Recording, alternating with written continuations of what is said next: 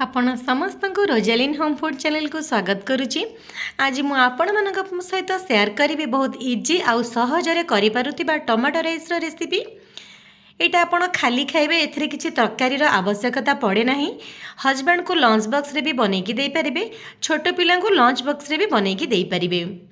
आउ चलंतु एबे रेसिपीटी स्टार्ट करिबा।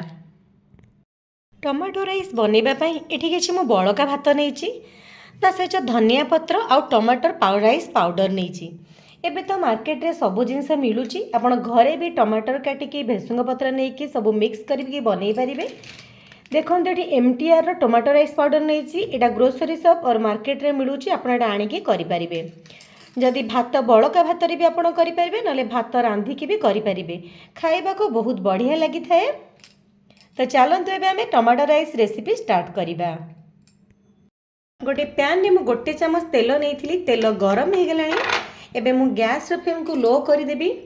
ये मु अल्पर बनाऊँगी से 2 चामच नहीं। आपड़ जदि गोटे प्लेट्र बनाऊँ तो गोटे पैकेट पकईदे। पैकेट जमा 10 टंकार मिले, हेले भाई खाइबा को ए भातटा बहुत बढ़िया लगी थाए। देखो तेल रे मु गोटे मिनट भाजी नेली, बेसी पोड़ेनि। आउ ए समय गैस फ्लेम को लो रखिए। ये मु गोटे चामच पानी दूची।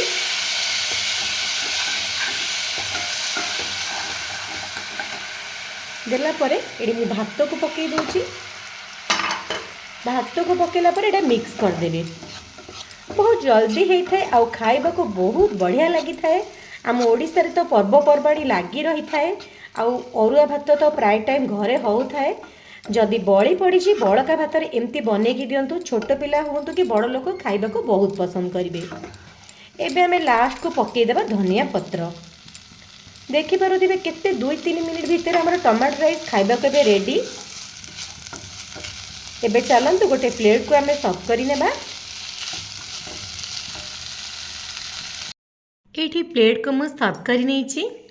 जदि आज रेसिपी आपण मानको भल लगे, मो वीडियो को लाइक शेयर चैनल को सब्सक्राइब करिवे। आ निश्चय थरे घरे ट्राए करिवे, केमती लागिला मते कमेंट माध्यम रे जणैबे।